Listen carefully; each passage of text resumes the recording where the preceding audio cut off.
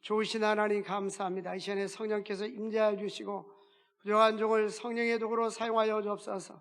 생명의 말씀, 능력의 말씀을 폭포수처럼 증가하게 하시고 우리 마음밭에 따를 때 30배, 60배, 100배의 결실을 맺게 하여 주옵소서.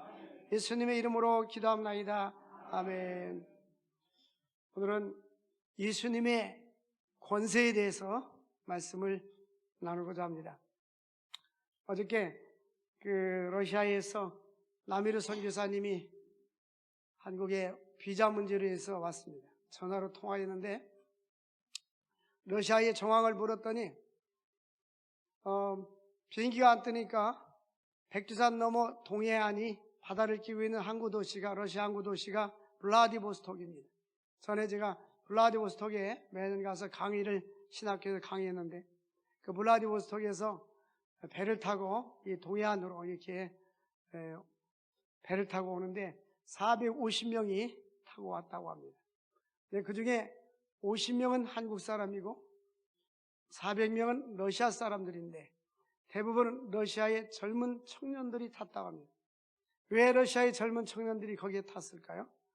이제 강제로 징집으니까 전쟁터에 나가고 싶지 않은데 전쟁터로 끌려가니까 이제는 무단 탈출한 것입니다. 그러한 사람들이 구형방송에서 나오지 않는데 유튜브에서 이렇게 도는데 한 30만 명의 젊은 청년들이 국경을 넘어서 이제 전쟁터에 가고 싶지 않아서 떠났다고 합니다. 그리고 전쟁터에 끌려간 사람들도 현장에서 탈출하기도 하고, 그래서 푸틴이라는 사람은 전쟁의 명분이 없다는 거예요. 왜냐하면 다른 나라가 자기 나라를 공격이 왔을 때 방어할 때는 목숨을 걸고 나라를 지키지만 이 다른 나라를 계속해서 다른 나라를 괴롭히고 없애려고 하니까 젊은이들이 동조하지 않는 거예요. 그리고 자기 자녀들이 끌려가니까 군인들은 전쟁터에 나가지만 이미 군대를 갔다 왔는데도 끌려가니까 자녀들이 4명 둔 자녀들은 부모들은 안 끌려가는데 아버지는 3명의 자녀를 준 자녀는 끌려간대요. 그런데 4명의 자녀를 두었다 할지라도 18세 이상이 되면 숫자에 안 들어가는 거예요. 18세 미만만 4명을 둬야 되니까 교회가 청년들이 없다는 거예요. 왜 없냐 했더니 주일날 경찰관들이 교회로 청년들을 잡으러 오니까 교회를 못 온다는 거예요. 그래서 러시아는 땅덩어리가 넘으니까 잠적하고 숨고 명분 없는 이 지구상에 보면 잘못된 지도자가 나라를 지도하면 독재 정권들, 저 미얀마 같은 데도 보면은 군사 독재를 계속하고 있잖아요. 그래서 우리는 나라와 민족을 위해서 기도하고 지도자를 위해서 기도해야 됩니다. 한 사람의 지도자가 잘못 서면 나라가 어지러워지고 수많은 사람들이 죽음을 당하게 됩니다. 그러니까 역사적으로 우리가 그런 많은 것들을 보고 있지 않습니까? 그래서 아마 남미르 선교사님 그런 얘기, 전쟁이 끝나든지 끝나기 전에 푸틴은 아마 사라질 수도 있을 거라고. 어쨌든 우리는 세계 평화를 위해서도 많이 기도할 수 있고 우리에게 자유를 주신 하나님께 감사를 드리고 세계에서 가장 국제 정세적으로 불안한 나라가 사우스 코리아, 노스 코리아. 우리는 늘 이것이 익숙해졌지만 외국 사람들이 볼 때는 꼭 전쟁이 날 것 같고 막 포를 쏘니까 그러고 있잖아요. 그래서 우리는 북한 김정은을 위해서도 기도하고 나라 민족을 위해서도 기도하고 푸틴을 위해서도 기도하고 저는 푸틴을 위해서 요즘 기도합니다. 그 마음이 녹아져서 빨리 평화협정을 하든지 하나님께서 빨리 그를 없애버리든지 해달라고. 방법이 없잖아요. 한 사람 때문에 수없이 많은 사람들이 죽어가고 있잖아요. 우리는 이러한 다변화된 세상 속에서 살아가고 있어요. 오늘은 제가 말씀을 전하기 전에 노벨상에 대해서 잠깐 말씀을 드리려고 합니다. 우리가 세계적으로 가장 잘 알려져 있는 세계 최고의 영예의 상이 노벨상입니다. 그래서 노벨상이 지난 2주 동안에 이 노벨상이 받을 사람들, 세계적인 최고의 사람들을 발표를 했습니다. 근데 이 노벨상은 1901년부터 매년 물리학상, 화학, 생리학, 의학, 문학, 평화 등 이렇게 해서 5개 분야를 수상자로 했는데 1968년도부터는 경제학상까지 해서 6개 분야의 상을, 최고의 영예로운 상입니다. 근데 이 노벨이라는 사람이 스웨덴의 스톡홀름에서 태어났는데요. 1833년에 태어났습니다. 이 아버지가 이 폭약 장사를 했어요. 근데 원래 어렸을 때 러시아로 가서 러시아에서 초등학교를 다녔고, 이제 1950년부터 미국에 유학해서 기계공학을 전공했어요. 근데 그 성인이 된 노벨은 이제 자기 아버지가 스웨덴에서 폭약을 만들었는데 아버지의 사업을 이어받아서 더 성능이 뛰어난 이러한 폭약 제조업에 힘씁니다. 그런데 이 폭약을 만들다 보니까 이 공장이 잘못하면 터지기도 하고 자기 동생도 이 공장에서 죽기도 하고, 그러다 보니까 좀 안전할 수 있게끔 이걸 만들면 어떨까 연구를 했어요. 마침내 그가 여러 가지 규토라든지 목탄 이런 것을 섞어가지고 안전성을 확보해냈습니다. 당시 그래서 미국과 유럽이 산업화될 때에 엄청나게 많이 팔리게 되었어요. 철도, 광산 개발에서 다이나마이트를 빵 터뜨리잖아요. 그래서 그가 엄청난 부를 이루었습니다. 그리고 1886년에는 국제적 기업 노벨이 이제 다이나마이트를 만드는 그러한 세계적인 기업으로 올라갔습니다. 그런데 어느 날 1888년 어느 날 노벨이 형이 죽었습니다. 형이 죽었는데 일간지에는 노벨이 죽었다고 일간지가 이제 발표가 됐습니다. 근데 사람들이 신문 기사에 보면은 그 기사의 타이틀이 나오잖아요. 제목이 큰 제목부터 나옵니다. 이 큰 제목이 뭐라고 나냐면 지옥의 상인 죽다. 이 노벨을 이야기해서 지옥의 상인, 노벨이 폭약을 만들어 가지고 이것이 인류에게 공헌한 것보다는 이게 전쟁의 무기로, 포탄으로, 미사일로 이렇게 발전하기 시작하는 거예요. 그래서 노벨은 엄청난 부를 이루었지만 결국은 이것이 인류에게 별로 유익을 주지 못한다. 그래가지고 노벨에게 지옥의 상이란 말이 있는데, 노벨이 뉴스페이퍼 신문을 보니까 자기가 죽었다고 나온 거예요. 자기 형이 죽었는데 기자들이 잘못 알고 노벨이 죽은 줄 알았어요. 노벨이 죽었는데 지옥의 상인이 죽었다고 온 거예요. 그래서 노벨은 이제는 이것이 명백한 오민이지만 자기 생애에 대해서 심각하게 고민했습니다. 내가 죽었다면 세상이 나를 평가할 때에 지옥의 상인이라고 나를 평가하는구나. 이제 내가 죽으면 사람들이 이렇게 평가를 했는데 어떻게 할까?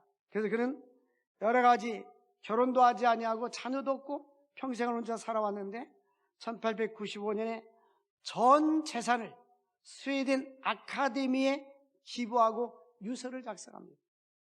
이 재산을 가지고 이제는 앞으로 세계와 인류 발전에 공헌한 사람들에게 상을 주십시오.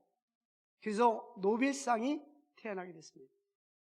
우리는 여기에서 내가 이 세상을 떠난다면 세상에서 국가의 지도자들은 그 사람을 평가하잖아요. 가정에서 나의 친구들이, 직장에서 주변 사람들이 나를 뭐라고 평가할까? 지옥의 상인이라고 평가할까? 아니면 아름다운 생애를 살았다고, 훌륭한 인격자라고, 생애 아름다운 주변 사람에게 유익을 줬다라고 평가할 것인가? 우리 남은 자기 반성이 필요합니다. 자기 반성. 그래서 노벨은 지혜로운 사람이었던 것 같아요. 그래서 자기 반성이 있어서 만약에 그런 사건이 없었다면 노벨상이 없었을 것입니다. 이제는 내가 이 세상을 떠나도 세계적인 가장 영예로운 상이 바로 노벨상입니다. 우리나라는 노벨 평화상 김대중 대통령이 2000년도에 받았죠.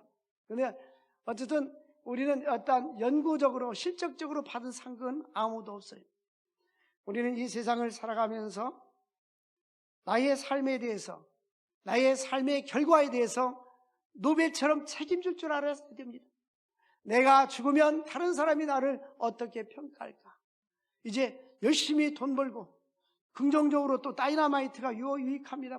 다이나마이트가 큰 바위를 빵 뚫고, 우리 어렸을 때 보면 이 바위를 폭파하고 거기에서 돌을 채취하고 할 때 다이나마이트가 유익합니다. 유익하기도 하지만 또한 이렇게 인류의 잘못되는, 아인슈타인이 상대성 이론을 발견했잖아요. 아인슈타인을 통해서 인류에 많은 것이 기여했지만 원자탄이라는 무기가 나와서 이 인류 문명이 과학이 발달하면 과학할수록 인류에게 유익한 것도 있지만 오히려 인류에게 유익하지 못한 일들이 발생되기도 합니다. 오늘 우리는 내 자신을 돌아보면서 나에 대한 삶, 첫째는 내가 어떤 삶을 살 것인가, 또한 내가 이 땅에 살면서 하나님과 이웃을 어떤 유익을 줄 것인가, 또한 내가 이 세상을 떠났을 때에 주변 사람들은 나를 어떻게 평가하고 하나님은 나를 어떻게 평가할 것인가. 우리는 예수님을 힘입어 믿음으로 살아갈 수 있기를 원합니다. 이 세상에서 가장 위대한 업적을 남기신 분이 바로 예수 그리스도입니다. 나사렛 예수 그리스도를 통해서 인류 역사는 예수님이 없으면 아무것도 아닌 거예요. 그래서 인류 역사를 볼 때 비포와 애프터로 나눕니다. BC, 예수 그리스도 탄생하기 전, 비포 크라이스트, 예수님이 탄생하기 이전을 주전이라고 말하고, 그 다음에 주는 안노 도미니, 라틴어로 예수 그리스도가 탄생 후, 그 예수님의 탄생 전과 후를 통해서 인류의 역사가 시작됩니다. 우리는 역사를 히스토리라고 하는데, 히스토리를 어떤 사람은 이렇게 말합니다. 히스 스토리. 히스는 예수님, 스토리는 이야기. 인류의 역사는 예수님의 역사로부터 시작되는 것입니다. 그러므로 예수 그리스도가 없다면 인류 역사는 의미가 없을 것입니다. 예수 그리스도는 우리 인간이 할 수 없는 놀라운 일을 행하셨습니다. 그 일은 뭐냐? 예수님만이 우리의 죄를 용서해 줄 수 있는 것입니다. 만약 우리가 제사함이 없다면 영생도 없는 것이고 천국도 가지 못할 것입니다. 우리가 예수를 믿는 가장 중요한 것은 바로 제사함인 것입니다. 사도신경에도 보니까 죄를 사하여 주시는 것과 영원히 사는 것을 믿사옵나이다. 오늘 수많은 사람들이 죄의 짐을 지고 삽니다. 뒷짐. 본인이 난 이런 죄가 있어, 나는 이런 죄의 무거운 짐이 있어, 이렇게 의식하지 않는다 할지라도 이러한 죄성으로 인해서 오는 여러 가지 죄악은 우리 인간의 불안과 근심과 걱정과 고통과 이러한 모든 것들은 죄성에서 오는 것들입니다. 이 예수님은 우리의 죄의 문제를 해결하기 위해서 이 땅에 오신 것입니다. 수고하고 무거운 짐진 자들아 다 내게로 오라, 내가 너희를 쉬게 하리라. 우리 주님은 우리의 모든 수고하고 무거운 죄짐을 다 내려놓으라고 말씀하고 있습니다. 사람들은요, 지금 OECD 국가 중에 우리나라가 자살률이 제1위인데 제1위만 것이 아니라 OECD 국가의 평균 자살률보다 곱하기 2 더블로 많습니다. 근데 연령대로 볼 때 20대가 가장 많습니다. 왜 20대는 꿈이 있고 청소년기고 계절로 말하면 봄과 같은 꿈과 비전을 가지고 열정이 있는 이러한 시기 아닙니까? 청춘, 이는 듣기만 해도 가슴이 뭐한다? 설렌다. 그런데 이 청춘이 얼마나 좋습니까? 이 청춘의 시절에 비전과 꿈이 없으니까 죽어버리는 거예요. 왜 비전과 꿈이 없을까요? 요셉은 비전과 꿈이 있었잖아. 요셉은 팔려갔지만, 환경이 안 좋지만, 감옥살이 했지만 꿈과 비전이 있었어요. 중요한 것은 그 안에 하나님이 없기 때문이에요. 예수님이 없기 때문이에요. 하나님과 예수 그리스도가 마음에 자리 잡을 때에 꿈이 있는 것이고 분명한 목적이 있는 것이고 행복이 있는 거예요. 그래서 중요한 것은 어렸을 때부터 디모데처럼 사무엘처럼 믿음 있고 신앙이 있어야 돼요. 꿈과 비전 있는 사람은 인생의 방향성이 다르고 살아가는 모습이 다르고 생각하는 것이 다른 거예요. 그래서 보세요. 노빌 아무리 많은 부를 축적했어도 자녀도 없고 와이프도 없고 그냥 그 재산을 그냥 사이다 환원하지 않습니까? 우리는 사망 권세를 이기신 주님이 나의 구세주가 되심을 감사하고 그 예수님의 능력과 권세가 우리에게도 임할 수 있기를 바랍니다. 예수님께서 약속하셨어요. 마태복음 28장 18절 19절 20절에 보면 하늘과 땅의 권세를 내게 주셨으니 너희는 모든 족속으로 가서 제자를 삼아 아버지 아들과 성령 이름으로 세례를 주고 내가 너희에게 분부한 모든 것을 가르쳐 지키게 하라. 예수님은 하늘과 땅의 권세를 가진 사람들이 요한복음 1장 12절 보면 영접하는 자 곧 그 이름을 믿는 자에게는 하나님의 자녀가 되는 권세 엑소시아를 주었느니라. 우리 당당하게 살아야 돼요. 권세, 우리는 예수님의 권세가 있는 것입니다. 믿음으로 살고요, 기도를 많이 하면 두려울 게 아무것도 없어요. 찬송가 부를 때만 나 두려움 없네, 두려움 없도다. 찬송가만 부를 때만 그러지 말고 삶 속에 주님이 함께 계시니, 예수가 함께 계시니 시험이 오나 겁없네, 주님이 함께하고 동행하면요 힘이 되는 거예요. 제가 최전방에 근무했어요. 최전방에 근무했는데 휴전선. 근데 우리가 행정병이었기 때문에 밤에 순찰을 들었어요. 장교들하고 순찰을. 총에다 실탄을 꽂아갖고 다니는 거예요. 이렇게 쭉 가고 전방에 이 철책선에 이 사람들이 밤새 근무를 쓰는 게 초저녁부터 그 다음날까지 눈을 뜨고, 근데 보면 졸고 있는 사람들이 많아요. 근데 이렇게 하는데 우리 그 중대장이 송일병, 예, 밤에 순찰하면 겁나나? 나도 사람이니까 겁나죠.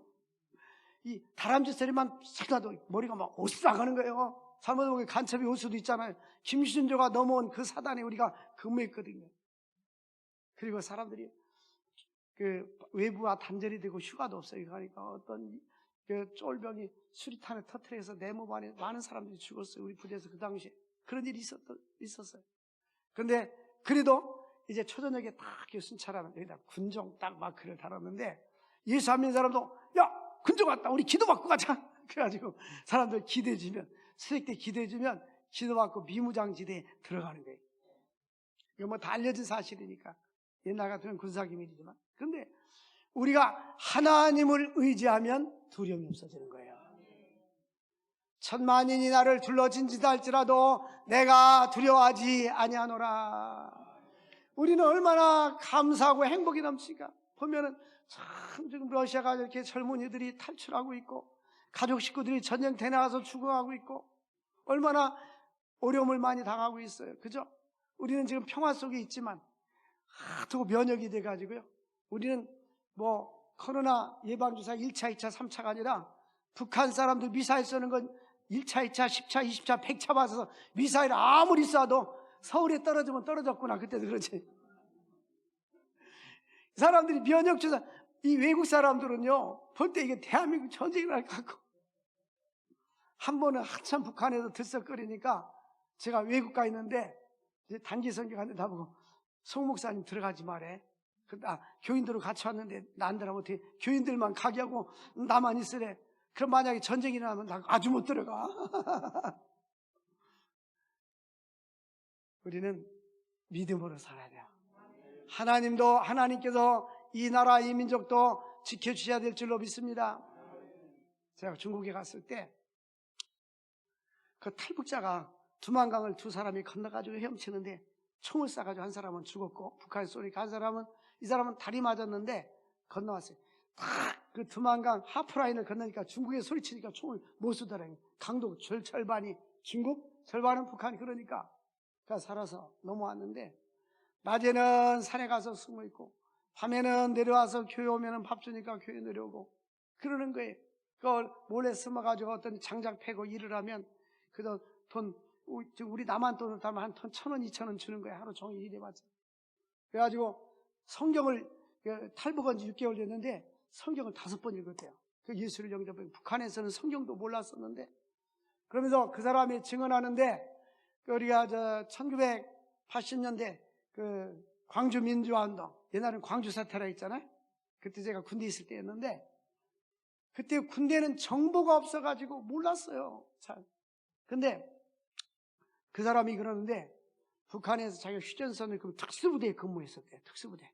그러니까 특수부대에서 뭘 하냐면 아침부터 저녁 때까지 막 격투하는 게, 계속 격투하고 때리고 패고 맞고 막 발차기 하고, 쓰러지면 그 일본말로 옥토전키라는 게 있잖아요. 바퀴 담아다가 쭉 이렇게 솔로 갔다가 온몸을 적시면 다시 살아나면 산, 그렇게 7년 동안 근무를 했대요. 그러니까 근육이 얼마나 발달이, 한 사람이 한 20명을 해나갈 것 같아요. 그 사람들이 이제 계속 광주 사태가 계속되면 이제는 밀고 내려오려고 D-20일, 열흘, 7, 5, 3. 근데 3일 전에 딱 끝났다는 거예요. 3일만 더 갔으면 밀고 내려갔다고 그 사람이 그 얘기를 들었어요. 아니고 목사님 같이 갔을 때 우리나라는 이 나라 민족으로 해서 지금도요 얼마나 구국 기도하는 사람들 많은지 몰라요. 네? 나라 민족으로 해서 기도하는, 우리는 나라 민족을 별로 기도하지 않잖아요. 네? 근데 나라 민족으로 해서 기도해야 하나님이 지켜주셔야 되는 거예요. 어떤 분은 그런 얘기 하더라고요. 주님께서 쫙 휴전선을 딱 지켜주시다고. 이 지구상에 공산주의와 민주주의가 같은 민족이 반토막 나라는 대한민국뿐이에요. 독일도 통일됐고, 독일은 민주통일됐고, 베트남은 공산통일이 됐어요.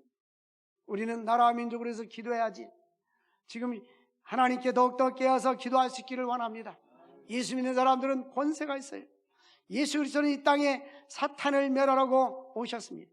예수님께서 귀신 들리고 눈 멀고 말 못하는 사람들이 왔을 때 예수님께서 고쳐줬습니다. 이 사람은 귀신 들려서 말 못하고 기머리 들고 못 봤습니다. 사람들이 다 놀라고 이 사람이 다윗의 자손이 아니냐 하니까 바리새인들이 이렇게 말합니다. 바리새인들은 24절에 보니까 이는 귀신의 왕 바울세불이 무어 입에 있지 않고는 귀신을 쫓아내지 못하느니라. 그러니까 귀신이 쫓아낸 것이다. 큰 귀신을 불러서 작은 귀신을 쫓아낸 것이다. 이렇게 바리새인들이 말했어요. 그때 예수님께서 말합니다. 스스로 분쟁하는 나라마다 황폐해질 것이요 스스로 분쟁하는 동네나 집마다 서지 못하리라. 만일 사탄끼리 싸운다면 어떻게 설 수가 있느냐? 그러면서 내가 바울세불의 힘으로 귀신을 쫓아냈느냐? 그러므로 그들이 너희 재판관이 되리라. 그러니까 우리 주님께서는 바알세불이나 사탄의 왕의 능력을 힘입는 것이 아니라 예수님 자체가 능력 있는 분, 권세를 가지신 분, 우주 만물을 다스리는 전능한 일뿐이십니다. 예수님의 지상 생애는 세 가지예요. 마태복음 4장 23절에 회당에서 가르치시고 복음을 전파하시고 백성 중에 병과 약한 것들을 고쳐주셨습니다. 예수님은 하나님과 동등하신 분이십니다. 전능하신 분이십니다. 능력이 아니면 하나 한량없이 많으신 분이십니다. 근데 우리가 복음서에 예수님이 하신 사건 보면 마태복음 8장 3절에 납병 환자를 치료하셨어요. 예수님께서 손을 내밀어 그에게 대시며 이르시되 내가 원하느니 깨끗함을 받으라니 즉시 그 납병 환자가 낫게 되었더라. 우리 주님은 권세가 있으신 분 뿐만 아니라 백부장의 하인이 중풍병으로 교류할 때 마태복음 8장 13절에 보니까 백부장의 하인을 고쳐줍니다. 백부장의 하인이 예수님 우리 하인이 병들어 죽게 됐는데 열방으로 죽게 됐는데 중풍병으로 죽게 됐는데 힘들어하는데 고쳐주십시오. 내가 가서 고쳐주마. 주님 나도 하인 있고 상관 있고 가라면 가고 오라면 하는데 오시지 마시고 말씀으로만 하옵소서. 그러니까 내가 이스라엘의 이만한 믿음을 만나보지 못했도다. 가라 네 믿음대로 될지어다. 내가 믿는 대로 될지어다 하시니 그 즉시 낫게 되느니라. 여러분 왜 우리의 삶에 역사가 나타나지 않아요? 믿음이 없어서 그런 거예요. 믿음을 달라고 기도할 수 있기를 바랍니다. 우리는 영적인 문제뿐만 아니라 경제적인 문제도 하나님이 역사해 주셔요. 물이 변하여 뭐가 됐어요? 포도주가 됐죠. 구약의 열왕기하 4장 보니까 그 선지생도의 아내가 그 빚이 많았어요. 그래가지고 엘리사에게 찾아갔더니 주인이 채주가 내 아들하고 자녀들을 옛날 구약시대 때는 빚지면 자녀들을 갖다 종으로 데려다 삼았어요. 종 삼으려고 하나이다. 너희 집에 무엇이 있느냐? 기름병에 기름이 조금 있습니다. 동네 가서 그릇을 빌려오는데 조금 빌려오지 말고 많이 빌려와라. 많이 빌려왔어요. 쏟아보라 했더니 기름을 쏟아보니까 계속 나오는 거예요. 계속 나오는 거예요. 할렐루야. 그 그릇을 다 붓고 문을 닫고 보라 하겠는데 이제 기름이 다 찼나이다. 그릇이 다 찼나이다 하니까 끊어진 거예요. 할렐루야. 그런 거 하나 있으면 좋겠죠. 아마 그런 거 있으면 여러분들요 오래 살지 못해요. 그냥 잠 못 자서 죽을 거예요. 지쳐서. 계속 들고 있다 보니까 잠 못 자가지고. 그래서 하나님께서는 이거를 팔아가지고 너 빚을 갚고 그 다음에 너와 네 자녀들이 써라. 하나님께서는 믿음으로 사는 사람들은 영적인 것뿐만 아니라 물질적인 것도 하나님이 해결해 주십니다. 광야 생활할 때 하늘에서 만나를 내려주셨잖아요. 40년 동안. 그리고 고기 먹고 싶다니까 미천하게 새가 쫙 날아오는 거예요. 우리는 믿음으로 살 때에 하늘의 신령한 복과 이 땅의 기름의 축복을 채워주시는 거예요. 그분이 하시는 거, 그분의 능력을 믿고 믿음으로 살 수 있기를 바랍니다. 그래서 전략에서 잘 살라고 하지 말고 하나님 주신 축복을 받아 잘 살 수 있기를 바랍니다. 네 믿음 내려될지어다. 예수께서 병자를 고치고 또 귀신 들린 자가 예수님께 찾아왔어요. 마태복음 8장 16절 말씀 보니까 예수님께서 데려왔을 때 말씀합니다. 주님께서는 그 귀신을 쫓아내시고 고쳐주셨어요. 우리 주님께서 말씀으로 귀신을 쫓아내시고 병든 자를 다 고치니라. 할렐루야. 병든 사람들 주의 능력으로 치료받을 수 있기를 바랍니다. 예수의 능력으로 명하십시오. 여러분, 예수의 이름은 권세가 있어요. 그러면 우리가 예수의 이름으로 내가 나사렛 예수의 이름으로 명하노니 병만은 떠나갈지어다 하면 예수의 권세가 우리를 통해서 역사하게 되는 것입니다. 우리는 예수님은 권세가 있어요. 하늘과 땅에 권세를 가지신 분이십니다. 눈먼 자를 밝히십니다. 마태복음 9장 27절에 보니까 앞을 보지 못하는 맹인이 눈을 보기를 뜨기를 원합니다. 그 눈을 만지시며 이르시되 너의 믿음대로 될지어다. 우리 하나님께 믿음 달라고 기도해야 돼요. 하나님 아버지 큰 믿음을 주옵소서. 보면요, 이 목표가 큰 사람들은 뭐를 이뤄냅니다. 목적 없이 인생 사는 사람은 달라요. 세계적으로 쓰임받는 사람들 보면 비전과 열정, 분명한 목표가 있고 열정이 있어요.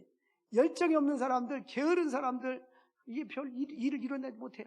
일반 사회와 기업인들도요, 책을 보면 이 분명한 목표와 열정이 대단합니다.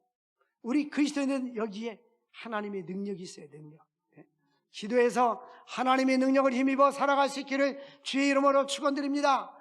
신명기 28장 이랬잖아요. 여호와의 말씀을 즐겨 순종하면 들어가도 복을 받고 나가도 복을 받고 떡반죽 그릇에 복을 받고 우양의 새끼가 복을 받고 열방이 너를 복되다 하리라. 너희가 머리가 될전정 꼬리가 되지 않게 하고 위에만 있고 아래에 있지 않게 해주리라. 우리 예수 믿는 사람들은 앞서가야 되는 거예요. 하나님의 축복을 받아 나누고 베풀어주면서 살아야 되는 거예요. 예수님은 권세가 있어요. 예수님께서 이사야 53장 4절 말씀 보니까 우리의 낙한 것을 친히 담당하시고 병을 짊어지셨도다. 그가 징벌을 받아 매를 맞으며 고난을 당한다 하였노라. 선지자 이사야가 말씀할 때 우리의 낙한 것을 담당하셨다. 질병을 짊어지셨다. 예수님이 십자가에 달려 돌아가실 때에 우리의 모든 죄증과 함께 질병도 짊어지셨습니다.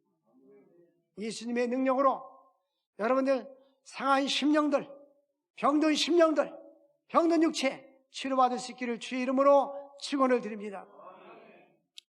예수께서 행하신 이적들은 메시아적인 구원의 행위입니다. 이 말이 무슨 뜻이냐면 질병을 고치는 것으로 끝나는 것이 아니라 질병을 통하여서 예수 믿게 하시고 이분이 하나님의 자녀라는 것을 깨닫게 해서 주 앞에 돌아가게 하시는 것입니다. 누가복음 4장 34절 보니까 해당에 더러운 귀신 들린 사람이 소리를 질러서 나사렛 예수여, 우리가 당신과 무슨 상관이 있습니까? 우리를 벌하러 왔습니까? 나는 당신이 누구인 줄 압니다. 하나님의 거룩한 자인 줄 압니다. 그때 예수께서는 누가복음 4장 35절에 꾸짖습니다. 우리 함께 읽어보겠습니다. 시작. 예수께서 꾸짖어 이르시되 잠잠하고 그 사람에게서 나오라 하시니 귀신이 그 사람을 무리 중에 귀신이 떠나가고 넘어졌지만 상하지 않더라. 예수의 이름으로 여러분 때로는 답답하고 우울할 때 나사렛 예수 이름으로 어둠의 세력은 떠나갈지어다. 어둠의 세력은 떠나갈지어다. 답답한 심령은 떠나갈지어다. 명령할 수 있기를 바랍니다. 예수님이 권세를 주셨다니까요. 요한복음 1장 12절에 영접하는 자 곧 그 이름을 믿는 자 하나님의 자녀가 되는 엑스시아 권세를 주셨어요. 하나님의 자녀가 되는 권세를 가지면 예수의 이름으로 당당하게 나갈 수 있는 거예요. 어둠은 떠나갈지어다. 질병은 떠나갈지어다. 가난과 병만은 떠나갈지어다. 명령하시기 바랍니다. 하늘의 지혜로 더 살아갈 수 있기를 주의 이름으로 축원합니다.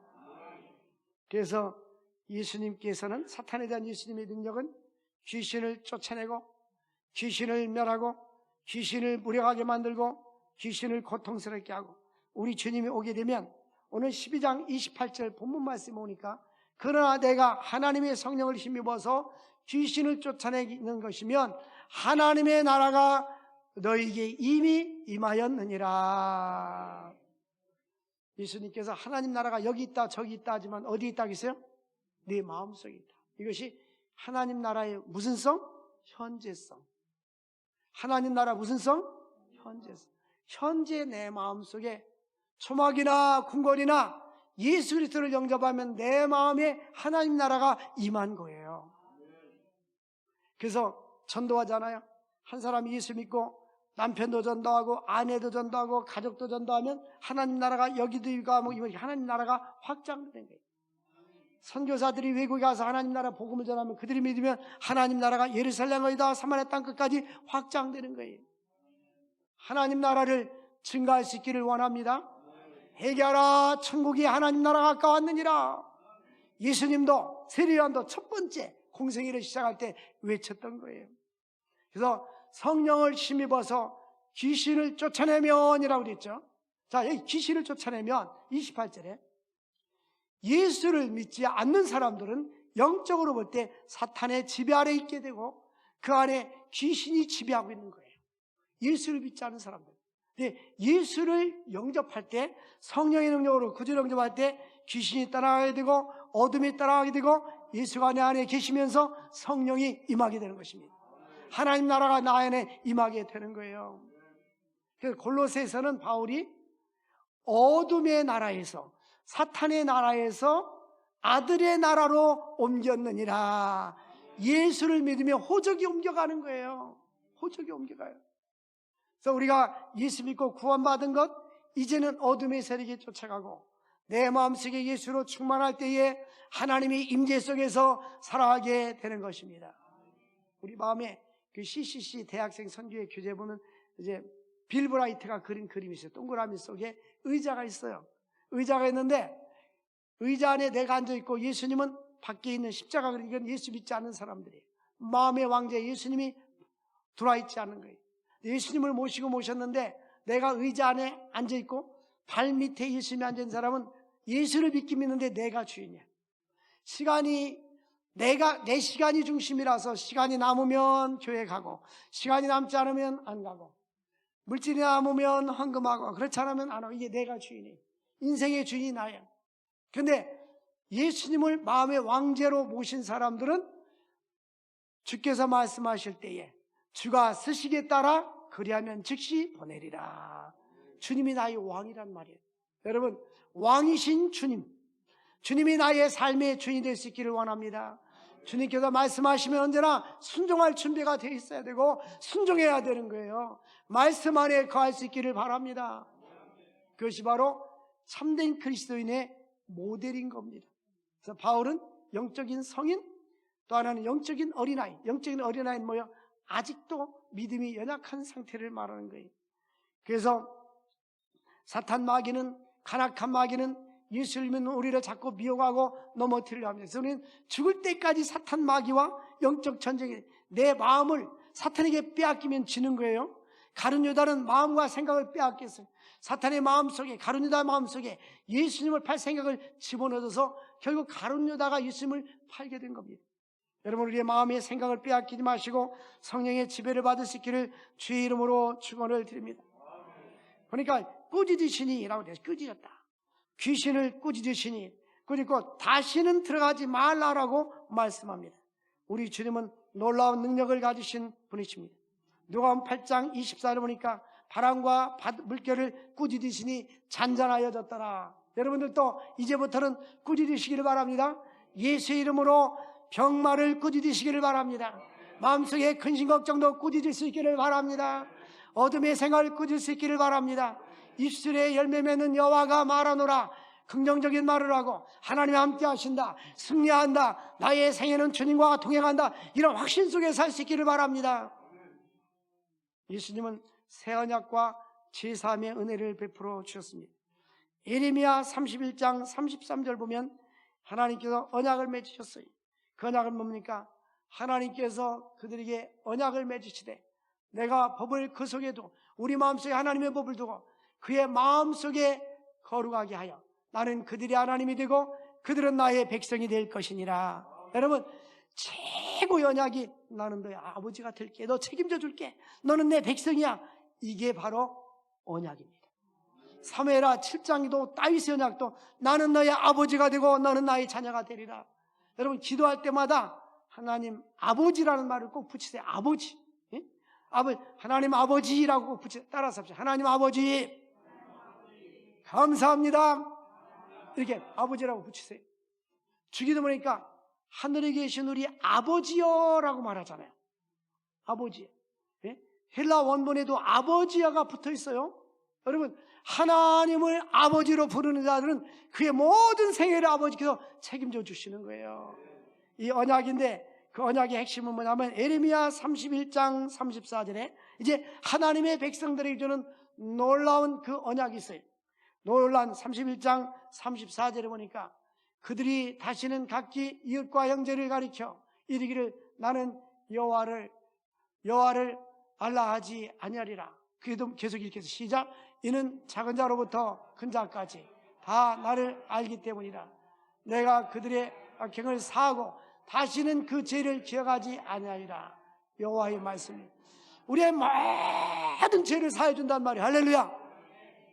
우리 주만 믿으면 모든 죄 사함 받으며 모든 죄를 기억도 하지 아니하고 다 사해 주시는 거예요. 이게 바로 예수님의 권세 중에 최고의 권세가 제사함의 권세. 하나님의 백성들에게 제사함의 은총을 주시는 거예요.